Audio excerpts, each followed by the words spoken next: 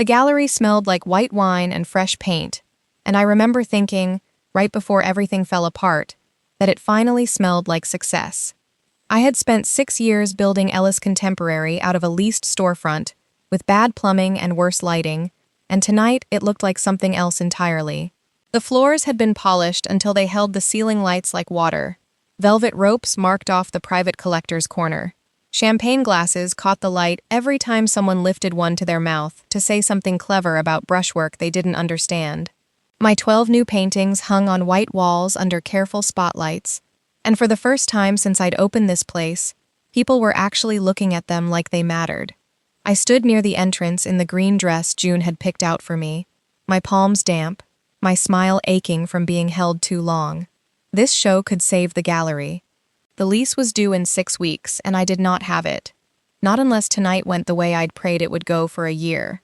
So I smiled at critics, I smiled at collectors, I smiled at a woman from a magazine who asked if the recurring red umbrella in my paintings symbolized shelter or exposure, and I said, carefully, that I thought it could be both. Before we return to the story, I just want to share a quick note.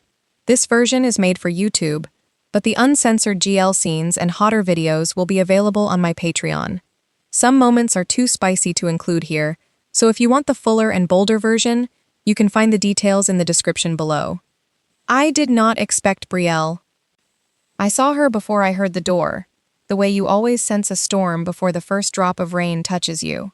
She came in wearing ivory, which she knew I would notice, because she'd once told me ivory made her look like a bride even at brunch.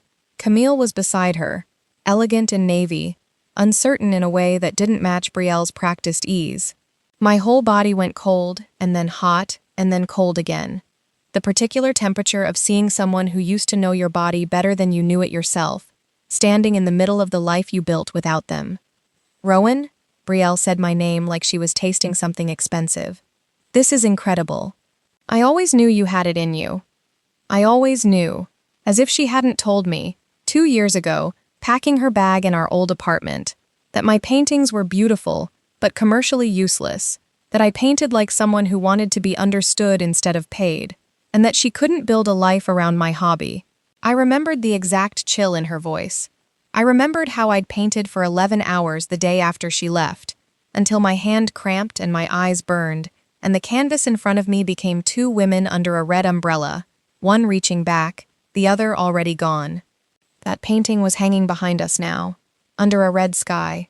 I'd titled it, though everyone who really looked at it knew what it was actually called in my chest. "Thank you for coming," I said, because I did not know what else a person says to the woman who broke her. Brielle smiled at Camille, then back at me, and something in her eyes had the sharp, hungry glint I used to mistake for love, and had since learned to recognize as performance. "We won't stay long," she said. "We just wanted to see this. It matters to me." It mattered to her, the way an audience matters to a performer. I understood that now, though understanding it hadn't stopped it from hurting. I excused myself before I could hear another sentence built to sound sincere while meaning nothing, and I moved through the room shaking hands, answering questions, feeling the paintings watch me the way old friends do, when they know you're not okay, but you've asked them not to say so. It was near 9 o'clock, the room at its fullest, when Brielle asked for everyone's attention. I remember the exact sound of 40 conversations dying at once. I remember the way the light from the ceiling caught the diamond ring appearing from her coat pocket like something staged for a camera, because it was. I remember Camille's face, caught between joy and confusion, as Brielle dropped to one knee in the center of my gallery, directly beneath under a red sky, directly beneath the painting I had bled onto canvas after she left me, and asked Camille to marry her. The applause came instantly, a wave of it, glasses lifted, someone gasped happily, a camera flash went off, and then another, and another, and I stood at the edge of my own opening, with a smile frozen onto my face, because I did not know what else to do with it. My chest had gone hollow, scraped clean, the particular emptiness of being erased inside a room you built with your own hands. Every eye in the gallery was turned toward Brielle and Camille and the ring catching the light, and none of them, not one, seemed to notice that the woman on her knee was proposing beneath a painting about being left. I thought about walking out. I thought about screaming that this was my night, my gallery, my grief hanging on that wall in oil paint, that she had taken the one place I'd built without her and turned it into the backdrop for a moment that would follow her around dinner parties for years. I did none of it. I clapped, because that is what a room expects, and my hands made the sound without my permission, and I felt myself become furniture in my own life, decoration for someone else's happiness, again. That was when the room went quiet in a different way. I noticed it before I understood it, the way applause thins at the edges first. People had turned toward the gallery desk near the back wall, where a woman I did not recognize was speaking quietly to my assistant. She wore black silk that moved like water when she walked, a tailored coat the color of wet stone, small pearl earrings, and an expression that gave away exactly nothing. She was tall, unhurried, and entirely unbothered by the small drama still glittering in the center of the room. June's voice reached me across the gallery, thin with disbelief. "Rowan? She wants to buy everything." "Everything," the woman repeated, and her voice was low, precise, almost bored, the voice of someone accustomed to being obeyed without raising it. "Every unsold piece in the exhibition. I'll have my office finalize payment tomorrow." The room, which moments ago had been consumed with a diamond ring, turned entirely toward her instead. The applause had not even fully died. Somewhere behind me, a woman was still dabbing at happy tears with a cocktail napkin, still cooing about how romantic it all was, how brave, how spontaneous, and I understood in that moment that my humiliation and Brielle's triumph were, to this room, the exact same event, viewed from two different angles of privilege. Camille's hand was shaking as Brielle slid the ring onto her finger. I noticed that. I noticed everything. The way you notice small, useless details when your mind refuses to process the large, unbearable one. I noticed the champagne bubble that clung to the rim of a glass near my elbow and never rose. I noticed that the spotlight above under a red sky had a slight flicker in it that the electrician had promised to fix and never had. I noticed my own reflection in the darkened window at the end of the gallery, smiling, smiling, smiling, a woman I did not recognize wearing my dress. I heard someone near me whisper the name Seraphine Vale, the way people whisper the names of storms. I did not yet know who she was. I would learn, within the hour, that she was called the silent dealer, that her attention could resurrect a career or end one, that she had not been photographed smiling in 9 years, and that she had just, in front of 40 witnesses and Brielle Ashford, bought every painting I had made about being abandoned. Brielle's face, when I finally let myself look at it, had changed. The triumph had thinned into something more careful, more calculating, the expression of someone recalculating who held the power in a room she thought she'd already won. Seraphine did not look at Brielle. She did not look at the ring, or the applause, or the small commotion still rippling near the center of the gallery. She looked at me, once, directly, the kind of look that seemed to catalog everything about a person in a single unhurried pass, and then she turned and signed the paperwork June had produced with hands that did not shake. She left a black card on the gallery desk. On the back of it, in a narrow, unhurried hand, were 11 words that I would read so many times over the following weeks that the ink would blur before the meaning ever did. Never let someone propose beneath your grief and call it romance. By the time I looked up from the card, she was already gone. I made it through the rest of the opening on something that was not quite composure, and when the last guest finally left and June locked the door behind them, I walked into the storage room at the back of the gallery, sat down on a crate of bubble wrap, and finally let myself come apart. June found me there 10 minutes later, sat beside me on the concrete floor in her good dress, and didn't say anything for a long while, which was, I would realize later, the kindest thing anyone did for me that night. "She bought everything," June finally said. 12 paintings, Rowan? You don't have to worry about the lease." "I know," I said, and my voice cracked in a way I hated. "That's not why you're crying." "No, she used your gallery to propose to someone else," June said quietly. "Under your painting, the one you made after she left." I nodded, because there wasn't anything left to add to that sentence that wouldn't make me cry harder. I don't know how long I sat there, Long enough that when I finally walked outside for air, the alley behind the gallery was slick with rain I hadn't noticed falling, and I stood under it without an umbrella, without caring, letting it soak into the green dress, because for once in my life I wanted to feel something on the outside that matched what was happening on the inside. That was where Seraphine Vale found me the second time. She didn't say my name first. She simply appeared at the mouth of the alley, unhurried, dry beneath a coat she was already unbuttoning, and by the time I registered her presence, she was close enough to settle the coat over my shoulders without asking permission. It smelled faintly of cedar and rain-soaked wool. It was warm from her body in a way that undid something in my chest I had been holding rigid all night. "You're standing in the rain," she said, as though this were simply an observation that required correction, nothing more. I noticed, eventually. "You should go inside before you get sick." "Did you buy my paintings out of pity?" I asked, because I couldn't hold the question in any longer, because the coat on my shoulders felt like an act of kindness I didn't know how to accept without suspicion.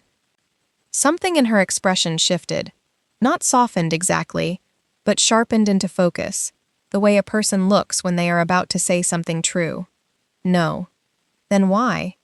"Because every one of those paintings knows how to survive being left," she said. "I don't buy pity. I buy work that understands something true about being abandoned and refuses to apologize for it. That's rare. Most artists paint their wounds to be forgiven for having them. Yours don't ask forgiveness. They just tell the truth." I stood there in her coat, in the rain, feeling more exposed by that sentence than I had felt all night in front of 40 strangers and Brielle's ring. The rain kept falling between us, steady now, blurring the streetlights at the mouth of the alley into soft gold smears, and I became aware, distantly, of how strange this moment would sound if I tried to explain it to anyone later. A woman I'd met an hour ago, standing in the rain, handing me the exact kind of quiet attention I hadn't known I was starving for. "I don't need to be rescued," I said, because pride, even soaked through and humiliated, is a hard thing to set down. "I didn't rescue you," Seraphine said. "I recognized you. There's a difference, and you'll understand it eventually." She studied me for one more moment, the rain gathering in her dark hair, and then she said, "Keep the coat," and walked back into the night, before I could think of anything to say that would have made her stay. I went home that night in a taxi with the coat still around my shoulders, and I did not take it off until morning, sitting on the edge of my bed in the dark, running my thumb along the seam of the collar, as though it might tell me something about the woman who'd worn it. I thought about calling her to say thank you properly, and then thought better of it, because I did not yet trust my own reasons for wanting to hear her voice again. I did not see her again for 11 days. In that time, I paid off the last of the gallery's debt with the money from the sale, though I tried, twice, to return part of it, calling her office and insisting the price had been too generous for unsold work by an unknown painter. Both times the assistant on the phone told me, politely and without room for argument, that Ms. Vale did not renegotiate completed transactions. I kept her black business card in my coat pocket and read the 11 words on the back of it more than I would ever admit to June. On the 12th day, an invitation arrived at the gallery, handwritten, no letterhead. It asked me to meet her at her private storage warehouse on the waterfront, to discuss the future placement of the paintings she'd purchased. I told myself it was business. I wore my second-best dress anyway. The warehouse was nothing like I expected. From the outside, it looked abandoned, a gray industrial building with rusted doors, but inside it was climate-controlled and cathedral quiet, aisle after aisle of canvases wrapped in acid-free paper, sculptures under glass, drawings in flat files that Seraphine moved through, like she knew the location of every piece by memory. My 12 paintings were unwrapped and leaning against the far wall, waiting.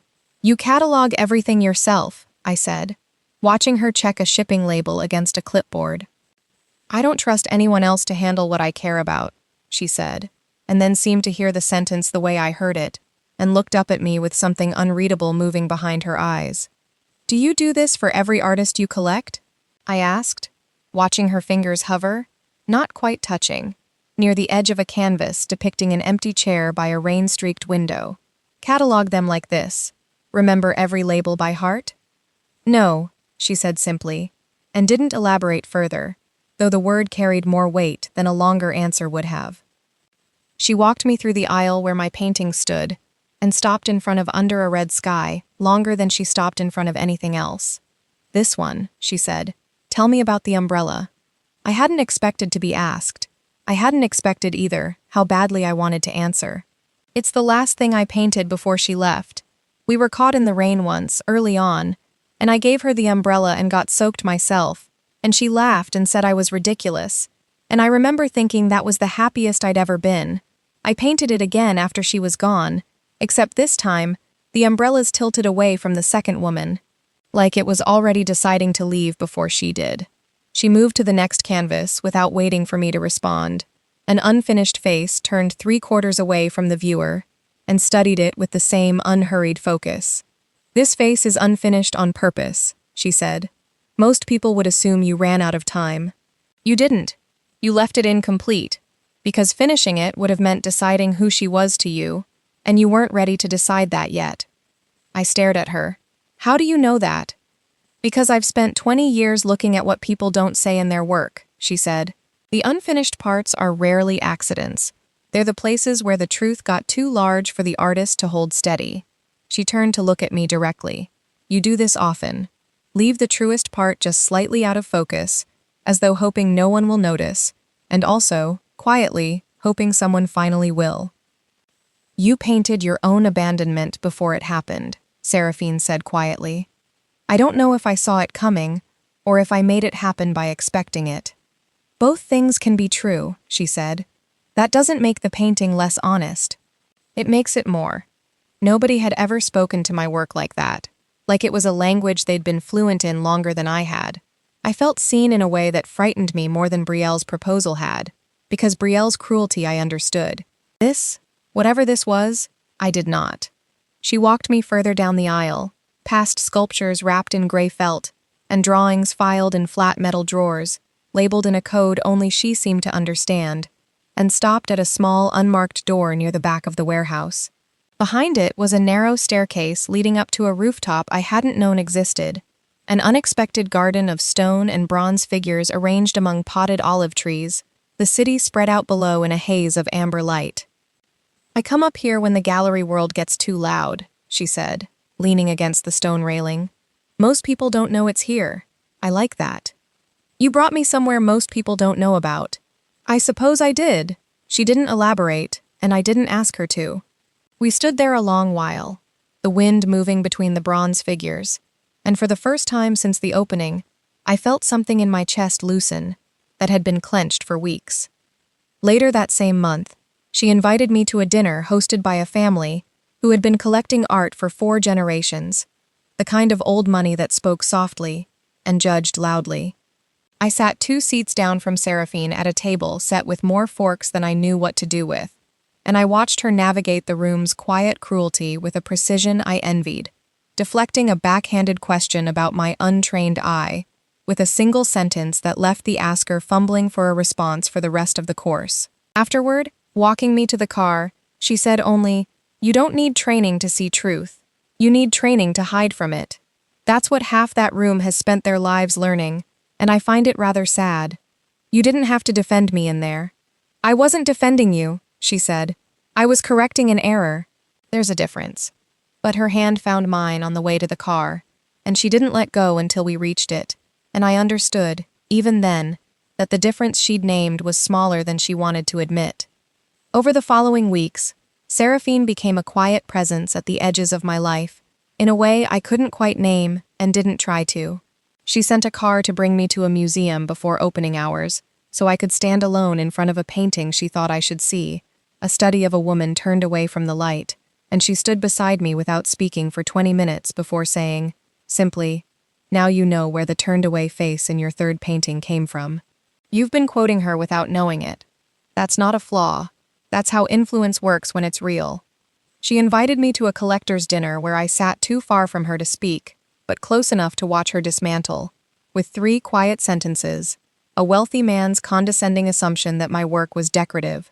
She left notes in my mailbox, always unsigned, always in that narrow, unhurried hand, commenting on an article about an artist I admired, or the weather, or once, simply, Saw the light in your studio on past midnight. Paint less, sleep more. I did neither, but I read the note until the paper softened at the folds. The gallery itself became a different kind of sanctuary during those weeks, especially at night after the last visitor had gone and June had flipped the sign to closed. I took to staying late, sweeping the same clean floors, adjusting paintings that didn't need adjusting, simply sitting in the quiet with the work I'd made, the way you might sit with an old friend who already knows everything about you and requires no performance. It was in that gallery, alone one evening, with the lights dimmed to half, that I first admitted to myself, out loud, to no one, that I was falling for a woman who terrified half the art world and had somehow made me feel safer than anyone ever had. June noticed before I let myself admit anything. "You get a certain look," she said one afternoon, restocking the gallery's wine, whenever her name comes up, like someone opened a window in a room you didn't know was sealed. "She's a client," I said. "She's the only client who's ever asked you to explain your umbrella," June said. "Clients don't do that. People who are falling for you do that." I told her she was imagining things, though I did not sleep well that night, replaying the exact tone of Seraphine's voice when she'd said, "Tell me about the umbrella," and wondering what it would feel like if someone looked at all of me that closely. Brielle found her way back into my life before I was ready for either version of what came next. She appeared at the gallery on a Tuesday afternoon, alone this time, no Camille, wearing the particular expression she used when she wanted something and had decided sympathy was the fastest route to it. "I've been thinking about you," she said, settling onto the stool by my desk as though she still had a right to it. "This whole thing with Seraphine Vale. People are talking, Rowan. People love to talk. They're saying she's using you, that she collects broken artists the way she collects broken porcelain, restores them just enough to display, and moves on when she's bored."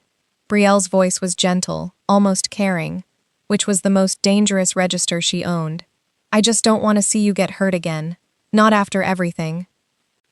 "You proposed to someone else under my painting," I said, and I was surprised by how steady my own voice came out. "You don't get to worry about me getting hurt again. You get to live with what you did and let me handle the rest of my life without your commentary." Something flickered across her face. Not quite guilt, more like recalibration.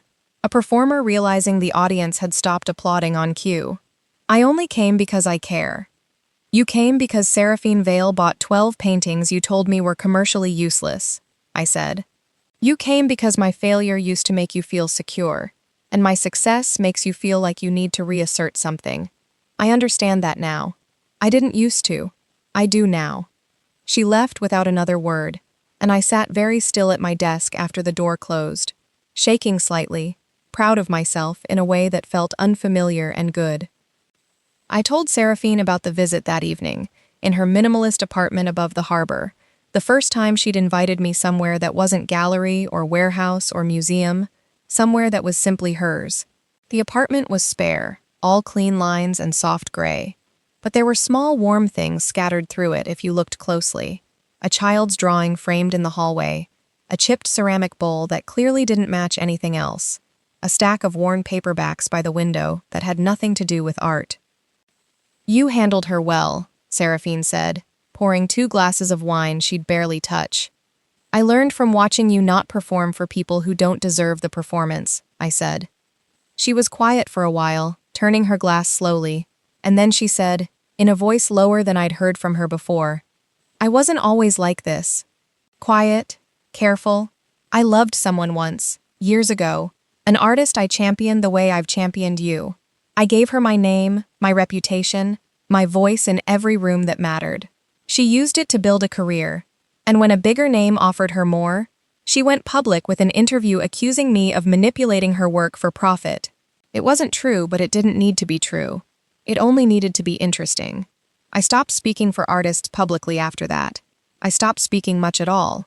It was safer to let my money say what I meant instead of my mouth. That's why you were so quiet the night of my opening," I said. "You didn't say a single word until you spoke to June about the paintings. I've learned that silence protects people from being able to use my own words against me," she said. "But it's exhausting, Rowan. Being this careful all the time, with everyone. Until I stood in your gallery and watched what your ex-girlfriend did to you, and I found I couldn't stay silent that night even though I wanted to. I bought the paintings because they mattered. I bought them loudly because I needed you to see one person in that room refuse to let your grief become someone else's spectacle.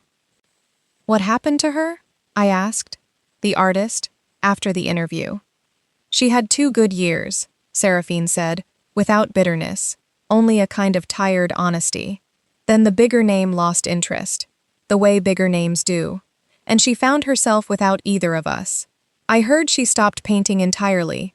I think about that sometimes, that my silence afterward might have been its own kind of cruelty, that I let her disappear rather than risk defending myself publicly and giving the story more air. I don't know if there was a version of that where everyone came out whole. I've never found it. You're allowed to have been hurt by it, I said. Even if it's complicated. Even if you're not sure who deserved what. I don't discuss it, she said. I haven't, in years. My assistant doesn't know the full story. My lawyer knows only the parts relevant to the settlement. You're the first person I've told the whole of it to since it happened. She looked at me then with an expression I hadn't seen on her before. Something unguarded and a little afraid, like she'd handed me something breakable and was waiting to see what I'd do with it. I don't know why I'm telling you all of this. Maybe because you finally trust someone not to use it against you, I said quietly. Maybe, she said, and reached for my hand across the small space between us. Or maybe I just wanted you to understand why it took me so long to say anything true out loud, and why what I said to you in the rain mattered more than I let on at the time. I set my wine glass down, because my hands had started to shake and I didn't want to spill it. Seraphine, I don't say things I don't mean, she said, quieter now, closer. I haven't wanted to say things to anyone in a long time. You make me want to speak more than I want to protect myself. I don't know what to do with that. I didn't either. Not with words, so I didn't use any. I crossed the small distance between us and kissed her, and she went still for one held breath, as though deciding whether to let herself have this, and then her hand came up to my jaw and she kissed me back, like something in her had finally stopped holding its breath after years underwater. It wasn't a gentle kiss. It was the kiss of 2 people who had each spent a long time being careful, finally choosing not to be, and when we finally broke apart, she rested her forehead against mine and said, so quietly I almost missed it, I've been trying not to do that for weeks. Why did you stop trying? Because you looked at me like I wasn't dangerous, she said. Nobody's looked at me like that in a long time. I stayed at her apartment that night, in her bed, wrapped in the quiet of a woman who had spent years learning to need nothing from anyone, and was, slowly, terrifyingly, learning to need something from me. We didn't do anything more than hold each other and talk in low voices until the sky outside her window turned the pale gray of early morning, her fingers tracing slow, unhurried patterns against my shoulder, and I fell asleep feeling, for the first time in longer than I wanted to admit, entirely safe. She pulled away 3 days later. It wasn't dramatic. She simply stopped calling as often. The notes in my mailbox stopped. When I texted, her responses came shorter, later, more formal. And when I finally cornered her at a small industry gathering to ask what had changed, she said only, I need some space to think, and left before I could push further. A cruel article ran that same week in an online arts magazine, penned by a critic who had clearly spoken to someone close to Brielle, suggesting that my sudden market success had less to do with talent than with who I was sleeping with, that Seraphine Vale had a documented habit of elevating young artists she found personally appealing and losing interest once the novelty faded. I read it standing in my kitchen at midnight, and something in me went quiet and cold in a way that felt dangerously familiar. I spiraled the way I always spiral, into the studio, painting for 18 hours at a stretch, canvases stacking against the walls faster than the paint could dry, all of them variations on the same theme, hands reaching and not quite touching, doors half open, a woman's silhouette walking away through fog. June found me there at 2 a.m, covered in paint, exhausted, refusing to talk about it. You're doing the thing again, June said, arms crossed. The thing where you decide you already know how the story ends, so you stop fighting for a better one. She pulled away, June. I know what that means. Do you? Or are you just assuming the worst because it's familiar? Because Brielle taught you that people leave the second they get close enough to really see you. June sat down on my paint-stained stool, softer now. Has it occurred to you that Seraphine might be scared, not gone? Those are different things, Rowan. I didn't want to hear it, but I didn't stop hearing it either, and it sat in my chest for days afterward, uncomfortable and possibly true. A week later, the Larchmont Museum, one of the most respected institutions in the city, reached out asking to include 6 of my pieces in a group show on emerging women painters. It was the kind of opportunity I'd dreamed about since art school. There was one condition, delivered carefully by the curator over the phone. The museum's board wanted assurance the work carried serious market backing before committing gallery space, which, in practice, meant they wanted Seraphine Vale's public endorsement. I hated that condition on principle. I had spent years being told my work wasn't serious enough to stand on its own, and here was another door that would only open if someone more powerful vouched for me. But I also understood, with a clarity that had cost me a great deal to earn, that opportunity rarely arrives clean, and refusing it out of pride wouldn't pay next year's lease either. I went to Seraphine's office to ask her directly, which felt more like an act of courage than the kiss had. I need to know something, I said, standing in the doorway of her pristine office, refusing to sit. Am I asking my girlfriend for a favor? Or am I asking a dealer to leverage her name for an artist she's invested in? Because I need those to be 2 different things, or I don't want either. She looked up from her desk slowly. You think I'd blur that line? I think you've been pulling away from me for a week, and I don't know why. And now I'm standing here needing something from you professionally, at the exact moment I don't know what we are personally, and I hate it. Seraphine set down her pen. For a long moment she said nothing, and I braced myself for the silence I'd learned to associate with her retreating further. But instead she stood, came around the desk, and stopped close enough that I could see the exhaustion she usually kept hidden behind that composed face. I pulled away because I was frightened, she said. Not of you. Of becoming another powerful person shaping your life without your consent. I've watched what happens to artists who get swallowed by the people who champion them. I didn't want to be one more force deciding your worth for you. I thought distance would protect you from that. I didn't consider that it would just feel like abandonment instead. Because that's cruel, and I am so sorry. You don't get to decide unilaterally what protects me, I said, my voice rising despite myself, all the exhaustion of the past week finally finding a place to go. That's the same thing you're afraid of becoming. Don't you see that? You disappeared to make a decision on my behalf about what I could handle. That's not protection, Seraphine. That's just a quieter kind of control. She flinched, almost imperceptibly, the kind of small motion I had learned to read in her, the way I read brushstrokes. You're right, she said. I've spent so many years deciding for myself what was safe that I forgot how to ask anyone else what they needed. I did it to you without noticing I was doing it. I'm sorry. I don't want you to disappear when things get complicated. I've had that.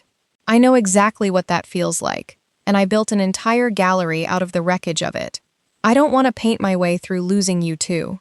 You won't have to, she said, and for once there was no careful distance in her voice at all, only something raw and certain. I don't want to be one more person who leaves the room the second the room gets difficult. I want to learn how to stay. I've just never had anyone worth learning it for, until you. It did feel like abandonment, I admitted. I've had a lot of practice recognizing the shape of it. I know, she said. I should have said this instead of disappearing. I will back you with the museum, publicly, because your work deserves it regardless of anything between us. But I need you to know, I'm not doing it to own a piece of your career. I'm doing it because I meant every word I said the night I bought those paintings. And because I don't want to lose you to my own fear of being the kind of powerful person who takes up all the air in a room. Then don't disappear next time, I said. Talk to me. I can survive almost anything except being made invisible again. I won't, she said, and reached for my hand the way she had that first night in the rain. Careful, deliberate, like she was making a promise with the gesture instead of only her words. She asked me, that same week, to come with her to a small artist's retreat on the coast, a converted lighthouse keeper's cottage she owned quietly, and told almost no one about. We spent 4 days there without a single conversation about galleries or sales or reputations, walking the shoreline in old sweaters, eating simple food she cooked herself with surprising competence, sleeping late and waking to the sound of gulls instead of my phone. On the second night, we sat on the porch wrapped in the same blanket, watching a storm move in over the water, and she told me, unprompted, about the years after her public betrayal, how she had nearly left the art world entirely, how she had bought this cottage as a place to disappear to when the silence in the city became unbearable, how she had never brought anyone else here. "Why me?" I asked. "Because you're the first person in a decade I've wanted to be quiet with instead of quiet because of," she said, and I understood that to be, in her particular language, one of the most romantic things anyone had ever told me. We returned to the city, rested and steadier, though the rest of the world had not paused to wait for us. A major auction house had reached out requesting 3 of my early pieces for a themed evening sale on Emerging Voices, and Seraphine attended with me, not as my dealer this time, but simply beside me, watching from the gallery floor as the bidding on my smallest painting climbed higher than either of us expected, her hand finding my knee under the table, steady and warm, saying nothing, needing to say nothing. The museum show was announced 2 weeks later, and with it came a charity auction hosted by one of the city's oldest collector families, the kind of event where every gallery owner and dealer who mattered would be photographed under the same chandelier. Seraphine and I arrived together, not hiding it, which felt like its own kind of declaration. Brielle was there, of course, on Camille's arm, though I noticed something different in the way Camille held herself now, a careful distance that hadn't existed at my gallery opening. The room that night was full of the same kind of people who had applauded Brielle's proposal months earlier, the same glittering chandeliers, the same practiced smiles worn like accessories. Waiters moved between clusters of collectors with trays of small, architectural food that no one seemed to actually eat, and a string quartet played something restrained near the tall windows overlooking the harbor. I had grown used to rooms like this by then, though I still felt, underneath the ease I'd built, a flicker of the girl who used to stand at the edges of parties like this, wondering if she belonged. Brielle found me near the silent auction tables, her voice pitched just loud enough to carry to the small cluster of guests nearby. "It's remarkable, really," she said, smiling at me with all her old charm, "how quickly you found your way into Seraphine Vale's bed after she wrote you one dramatic sentence on a business card. Some women fall for grand gestures. I suppose I should have tried harder." The comment landed exactly where she meant it to. I felt heat climb my neck, felt the old instinct to shrink, to smile through it, to let her humiliate me quietly so no one would have to watch me react. But I thought of the coat in the rain, and the 11 words on the back of a black card, and Seraphine's voice telling me my paintings didn't ask forgiveness for being honest. "I didn't fall for a gesture," I said, loud enough for the small crowd to hear. "I fell for someone who noticed the difference between rescuing me and recognizing me, which is more than you ever managed to do in 3 years. You proposed to Camille under a painting I made about you leaving me, Brielle, in the middle of my own opening, because you needed an audience for your happiness, and my grief was convenient scenery. I've spent months learning. I don't have to be quiet about that anymore." A hush spread outward from us, guests turning, the particular electric silence of a room realizing it's about to witness something real instead of performed. Camille's face had gone pale and still, and I watched something settle in her expression, a recognition she'd clearly been circling for a while, and finally let land. I found Camille alone near the coat check later that night, after the room had mostly moved on to other gossip, and I almost didn't stop, uncertain whether she'd want to speak to me at all. But she looked up when I passed, and there was nothing hostile in her face, only a kind of tired clarity. "I'm sorry," she said, before I could say anything. "For that night at your gallery, I didn't know what she was planning. I thought it was going to be a quiet moment between us, and then I looked up and there were cameras, and your paintings on the wall, and I realized halfway through saying yes that I was standing inside someone else's tragedy and calling it my happiness." She twisted the ring on her finger, the same ring I noticed, still there. "I've thought about apologizing to you for months. I didn't know how. You don't owe me an apology, I said.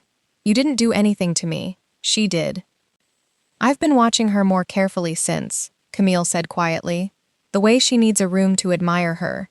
The way she talks about you, even now, like you're a chapter of her own story, instead of a person who exists apart from her. I don't know how much longer I can be someone's audience and call it love. I didn't have an easy answer for that, so I didn't offer one. I only said, for what it's worth, I hope whatever you decide, it's because it's true for you, not because it looks true to anyone watching. And she nodded slowly, like she was hearing something she'd needed permission to think. Brielle opened her mouth to recover, some smooth deflection already forming, but Seraphine stepped forward first, close enough to stand beside me without touching me, her presence a kind of shield that didn't take my voice away, only made room for it. I don't often speak at these events, Seraphine said, and the room, already listening, went utterly silent, because everyone there understood exactly how rare that sentence was. But I'll say this once, I have spent 20 years learning to recognize which artists paint to be forgiven and which artists paint to tell the truth. Rowan Ellis has never once asked to be forgiven for her work. She paints exactly what abandonment costs a person, without apology, which is the rarest kind of courage in this industry. I didn't buy 12 of her paintings because I felt sorry for her. I bought them because I recognized greatness before the rest of you had the decency to notice it was standing in the room you were laughing in. She turned, finally, to Brielle, her voice dropping into something colder and more precise. You mistook her grief for decoration once. I'd advise against doing it twice. Nobody in that room said anything for a long moment. Then, quietly, Camille set down her champagne glass, looked at Brielle with an expression that had finally, fully cleared, and walked toward the coat check without another word. Brielle followed her, and did not come back. Seraphine's hand found mine in the aftermath, and she didn't let go for the rest of the night. We didn't speak of love directly that evening, or the next, though something had shifted permanently in the space between us. It was 3 weeks later, in my studio, surrounded by the new collection I'd been building for the museum show, that she finally said it. She'd come by after hours, as she often did now, and stood in front of my newest canvas for a long time, a painting of 2 women in a doorway, neither leaving, neither entirely arrived, light spilling between them like something being offered, rather than lost. I know what this one's about, she said. Do you? It's not about being left anymore. She turned to look at me. It's about choosing to stay without disappearing into someone else to do it. That's new. You didn't used to know how to paint that. I didn't used to know how, I admitted. I'm still learning. I love you, she said, simply, the words unhurried and certain, in a way that suited her completely. I loved you before I understood what I was looking at, standing in your gallery, watching someone try to make your pain into their own celebration. I bought those paintings because I couldn't stand still and let it happen. I've loved you since, in the quiet, careful way I've learned to love things I'm afraid of losing. I'm done being careful about this particular thing. You saved me that night, I said, but not because you bought my paintings. You saved me because you looked at the parts of me everyone else treated as too much, too intimate, too feminine to matter, and you called them worthy instead. Nobody's ever done that. I love you too. I have for a while. I was just afraid to say it before you did. She kissed me then, slow and certain, her hand cradling my jaw the way it had that first night, and for the first time in longer than I could remember, I understood what my own paintings had been trying to tell me all along, that love didn't have to be a doorway you disappeared through to be loved back. We stayed in the studio long after the light outside had gone fully dark, sitting on the paint-stained floor amid half-finished canvases and jars of turpentine, her coat, the same gray one from that first rainy night, spread beneath us because I'd complained the concrete was cold. She told me, in fragments, more of the woman she'd loved before, the accusations, the headlines, the year she'd spent barely speaking to anyone who wasn't a client, and I told her, in return, about the years of hearing my work called too intimate, too feminine, too emotional to sell, about learning to shrink my own paintings before anyone else could shrink them for me. We traded our wounds back and forth like small, careful gifts, and neither of us flinched from what the other handed over. I used to think being understood was dangerous, she said, her head resting against my shoulder. That if someone truly saw all of it, they'd use it against me eventually. Everyone always had, before. And now? Now I think I was just waiting for the right person to see it, she said. I didn't know that's what I was doing until you.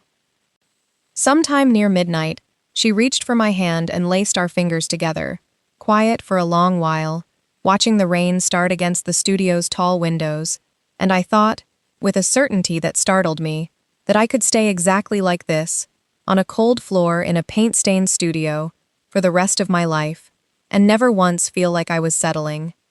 The weeks leading up to the museum opening were some of the fullest of my life.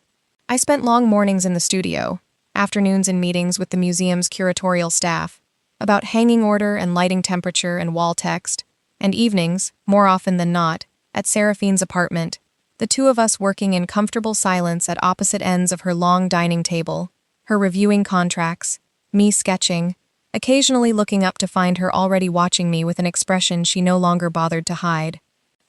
June came by the studio one evening while I was stretching a final canvas, and stood for a long time in front of the new pieces lined against the wall, her arms crossed, her expression unusually solemn for someone who spent most of her life cracking jokes to keep the gallery light. "These are different," she finally said. "I mean it. I've watched you paint for 6 years, Rowan, and I've never seen you paint like this. It's still you. It's just not bleeding anymore. Is that a good thing?" "It's the best thing," June said. "You used to paint like someone begging to be understood. Now you paint like someone who already knows she is, and just wants to show people something beautiful anyway." She bumped my shoulder with hers. "Also, if you don't marry that woman eventually, I will personally stage an intervention." I laughed, more freely than I had in months, and didn't tell her that the thought had already crossed my mind more than once, quietly, in the hours before sleep, when Seraphine's hand rested against my back, and the whole frightening, wonderful shape of a future together felt, for the first time, entirely possible. 2 nights before the opening, a small crisis nearly derailed everything. The shipping company delivering 4 of the larger canvases from the warehouse got caught in a logistics error, and for 6 frantic hours, it looked as though half the collection might not arrive in time. I called Seraphine in a panic, and within the hour she had rerouted the shipment personally, using contacts I didn't fully understand and never asked about, standing beside me at the loading dock at midnight when the truck finally arrived, saying nothing, just resting a steady hand on my back while I checked each canvas for damage with shaking fingers. "You didn't have to do that," I said, once the last painting was confirmed intact. "I know," she said. "I wanted to." The museum show opened on a clear evening in early spring, 6 months after the night my gallery had almost broken me. This time, when I stood at the entrance in a new dress, my palms were steady. The Larchmont Museum's main hall had been transformed for the evening, its usual hush replaced with low conversation, the click of heels against marble, the soft clink of glasses. Enormous arched windows let in the last violet light of dusk, and beneath them, along walls painted a deep, deliberate gray, meant to make color sing, hung the collection I had spent 6 months building. I stood near the entrance for a moment before anyone noticed me, just looking, the way I imagine a mother looks at a child crossing a stage for the first time, equal parts terror and unbearable pride. The collection was different from anything I'd shown before. Under a red sky still hung in the center, but it was surrounded now by paintings that answered it, instead of only mourning it. 2 women in doorways, hands finally closing around each other, instead of reaching and missing, umbrellas held together instead of tilted apart. I had titled the whole show What the Rain Was Actually For. Seraphine stood at the edge of the room the way she had the night we met, watching in that quiet, unreadable way of hers. Except this time when I caught her eye across the crowded gallery, she didn't look away, and neither did I. Critics circled the paintings, murmuring about growth, about maturity, about a painter who had finally stopped painting her wounds and started painting her healing, and none of it frightened me the way praise used to, because I no longer needed the room's approval to know the work was true. A young curator I hadn't met approached me near the center of the hall, gesturing toward the doorway painting, the one with the light spilling between 2 figures. "This one," she said. "It's unlike anything else you've shown. Most artists who paint heartbreak stay there forever, because the market rewards it, because pain photographs well under gallery lighting. This feels like you gave yourself permission to paint the other side of it. That's rare. I don't think I've seen an artist manage it convincingly before." "I had help learning how," I said, glancing toward Seraphine, who was in quiet conversation near the far wall, but who looked up at exactly that moment, as though she'd felt my attention land on her from across the room. Later, a journalist asked me, gently, about the well-known story behind Under a Red Sky, about the night that had first brought Seraphine Vale's name into my career, and whether I resented that a single dramatic evening had come to define so much of my public narrative. I considered the question for a long moment before answering. "I used to worry about that," I said, "that people would only ever know me as the woman whose ex proposed to someone else in her own gallery. But I think the story people actually remember isn't the proposal at all. It's what happened after. A room full of people watched someone try to make my grief into a spectacle, and one person in that room decided grief wasn't something to profit from at someone else's expense. I'd rather be known for what came after the worst night of my life than for the night itself." The journalist wrote that down carefully, and later, when the piece ran, that was the line she chose to end it with. June found me near the end of the night, flushed with wine and pride, and hugged me hard enough to wrinkle my dress. "You did it," she said. "All of it. On your own terms." "Not entirely on my own," I said, glancing toward Seraphine, who was in careful, quiet conversation with a young painter whose work had clearly caught her attention, listening the way she'd once listened to me, like the person in front of her mattered more than anything else in the room. After the guests had gone, after June had locked the gallery doors and headed home, Seraphine and I stood alone among the paintings, the overhead lights dimmed to something warmer, the whole room finally quiet in a way that felt like peace instead of grief.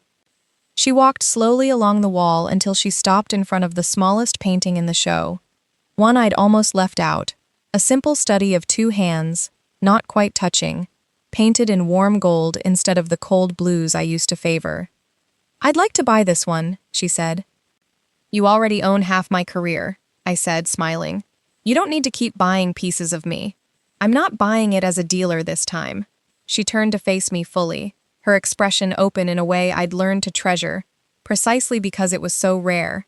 "I'm buying it as the woman who loves you. I want something of yours hanging in our home that isn't about grief at all. I want it to be about this, the two of us, finally not reaching past each other in the rain." "Our home?" I repeated softly. "If you'll have it be," she said. "And me." I looked around the gallery I had built from nothing, at the paintings that no longer needed to prove I deserved to be loved, and then at the woman standing quietly beside me, who had taught me the difference between being rescued and being seen. "Yes," I said, "to all of it." She kissed me then, slow and unhurried, in the middle of the gallery that had once held my worst humiliation, and now held, instead, the whole soft weight of everything that had come after it. June found us there 20 minutes later, having doubled back for a forgotten umbrella, and stopped in the doorway at the sight of us tangled together among the paintings, laughing before she'd even fully processed what she was interrupting. "Finally," she said, throwing her hands up, "I was starting to think I'd have to lock you both in here myself." "We were getting there," I said, not bothering to step back from Seraphine's arms. "Slowly," Seraphine added, with the faintest trace of a smile, the kind she still rationed carefully, the kind that had become, over the months, the thing I looked forward to most in any room she was in. June rolled her eyes, though her own smile gave her away completely, and left us to lock up on our own, and Seraphine and I stayed a while longer, the two of us walking slowly past each painting one last time before the lights went fully dark, her hand never leaving mine. Outside, the rain had softened to something gentler by the time we finally stepped out onto the street, and Seraphine pulled her coat, my coat now as much as hers, around both our shoulders as we walked toward the car, unhurried, in no rush at all to be anywhere else. I thought, walking beside her through streets slick and silver with rain, about the woman I had been the night of the opening, smiling through humiliation, because she thought that was the only shape survival came in. I thought about the paintings that had once been the only place I let myself be honest, and how that honesty had finally, slowly, found its way into the rest of my life as well. I thought about red umbrellas tilted away from the people who needed them, and about the one now sheltering both of us, held steady, held together, by two hands that had finally stopped almost touching. Outside, it had started to rain again, soft against the skylights, and for the first time in my life, the sound of it felt like nothing at all to fear, only the quiet, steady rhythm of something finally, entirely, mine.